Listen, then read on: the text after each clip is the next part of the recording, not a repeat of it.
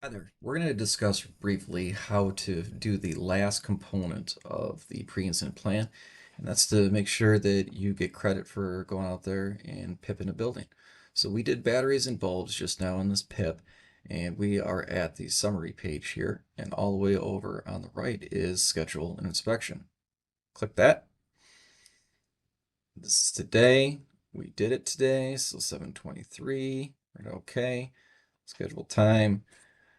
We did this at 8 o'clock in the morning, and click inspection type, and we're going to go down here and click on pre-incident planning.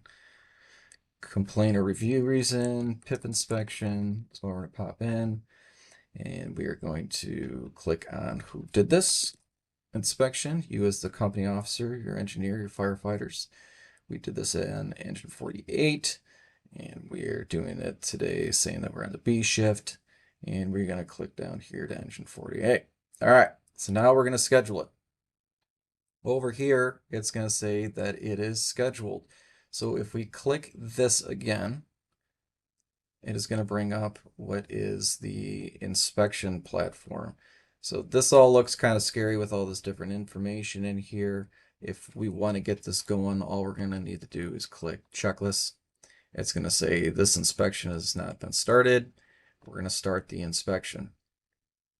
What I recommend doing is we are going to collapse all. So we're going to go over here for the required checklists. These are the same checklists that we had on emergency reporting, and we are just going to go walk through these real quick. All right, data collection. So yes, we did collect data for this occupancy. We're going to click pass. We got some contact information.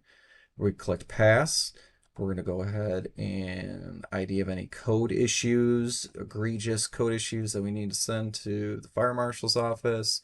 We did not find any of that, so you can either hit pass or NA.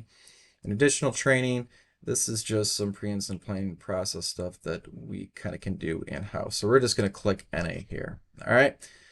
So we clicked all that. We're going to go ahead and we're going to collapse all, and you can see progress. 2 out of 2, 1 out of 1, 1 out of 1. All these have to be fully filled out in order for this to get the right validation. So we're going to click on validation here. This is going to be select a contact. We're going to select John as the main contact. Click back over here into validation, contact signature. If you didn't get John's signature, this isn't an actual fire inspection, just a PIP, you can hit NA. Keep on clicking through. Inspection time. It just ended right now, 8:38. And lead signature, that's me. Go ahead and click this.